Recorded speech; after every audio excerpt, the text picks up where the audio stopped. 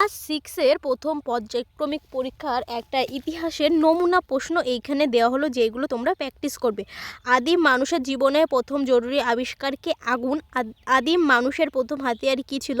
হাতকুঠার। প্রথম সোজা হয়ে দাঁড়াতে পারা মানুষ হলো হোমো ইরেক্টারাস।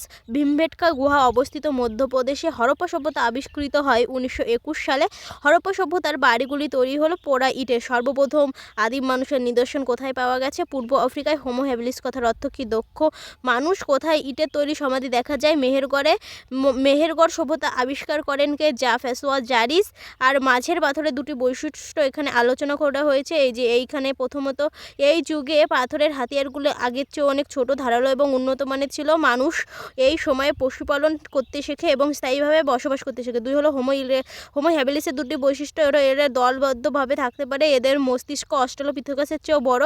এরাই প্রথম পাথর ভেঙে হাতিয়ার তৈরি করতে শিখেছিল। হরপ্পা সভ্যতার কৃষিজ ফসল আর গৃহপালিত পশু হলো। ফসল হলো গম, জব, তিল, ভুট্টা, তুলো। আর পশু হলো কুজওয়ালা ষাঁড়, ভেড়া, ছাগল এবং গাধা।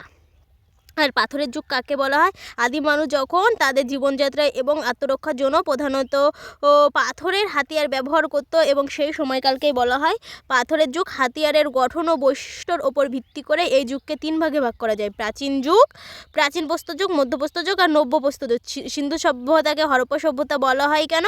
সিন্ধু নদীর অববাহিকায় এই সভ্যতার উন্মেষ ঘটলেও 1921 সালে প্রথম নিদর্শনটি আবিষ্কার হয় হরপ্পার নামক স্থানে। আর্কিওলজিক্যাল নিয়ম অনুসারে কোনো সভ্যতার প্রবর্তনের আবিষ্কারের কেন্দ্রকে সভ্যতার নামকরণ করা হয়, তাই একে হরপ্পা সভ্যতা বলা হয়। আর আগুন জ্বালানোর ফলে মানুষের কী কী সুবিধা হয়েছিল সেটা এখানে দেওয়া আছে, পড়ে নেবে। আর হরপ্পার নগর পরিকল্পনা কীরকম ছিল এটা পড়ে নেবে। আর ভালো লাগলে অবশ্যই লাইক, কমেন্ট এবং সাবস্ক্রাইব করে